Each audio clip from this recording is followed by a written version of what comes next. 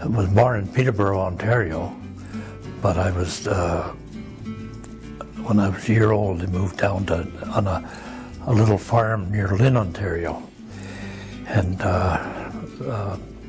my father, he was the railroader at the time. And my mother, she was from town, and she, first years we lived there because we had no hydro. And no facilities at all. Well, for the first 13 or 14 years, I guess. And then the first few years she was there, she thought she'd go crazy. Then after she kind of got established, she thought she'd go crazy if she had to live back in town. And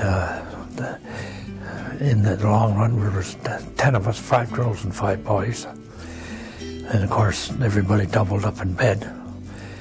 And we, of course, had an old outhouse down the hill, and we had 4 or 5 cows and a couple of pigs and chickens. And when we got big enough to do a little bit, we had help with the chores. And we had our own milk, our own eggs, our own everything. Our mother would make up jars and jars of beef. You'd kill a cow, and she'd put it all in big half-quart jars, and then cook it, and then put it in the cellar. Same with chicken. And then we would, the milk, go in the morning, and couldn't get the milk any fresher, milk the cow. And there's an old spring down at the bottom of the hill, about yay big, and there was really cold water. And we'd twirl the milk in there in an old honey pail to cool it down, and take it up and have breakfast. and that's where we got our drinking water. And there was always a bunch of frogs around the edge of it. When you opened the lid, where the frogs would all jump in the water. But I never heard of drinking water. And we were all raised like that. And we grew our own food and did our own thing. And never had any problems with food. In the wintertime when Dad wasn't working, and things were pretty tough. We would sometimes have porridge for breakfast. And of course, we had, our bread was always homemade, so we had toast.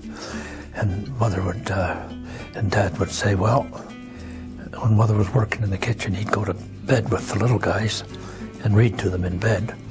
But he used to always say, he said, well, there's nobody sick, and we've got full stomachs, and we got warm beds, so we're pretty well off.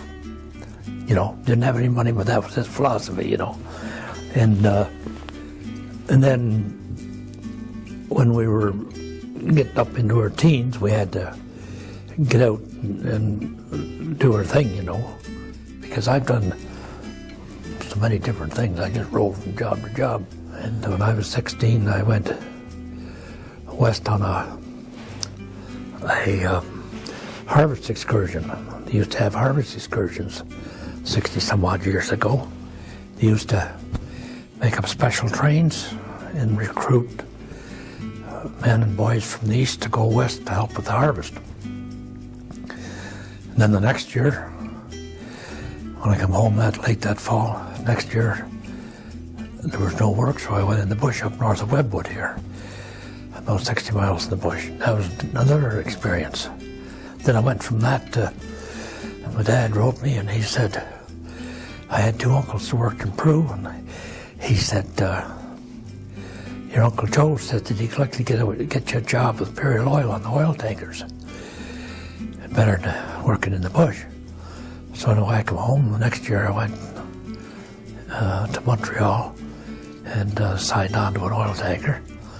And well, I didn't sign on there. I had to go to Chester, Pennsylvania, to a big shipyard. And I spent 5 years on the ocean. And that was another experience. Went through a big hurricane, just about lost the ship. Of course, I was greenhorn. I thought this was great, you know, because you read stories about stuff.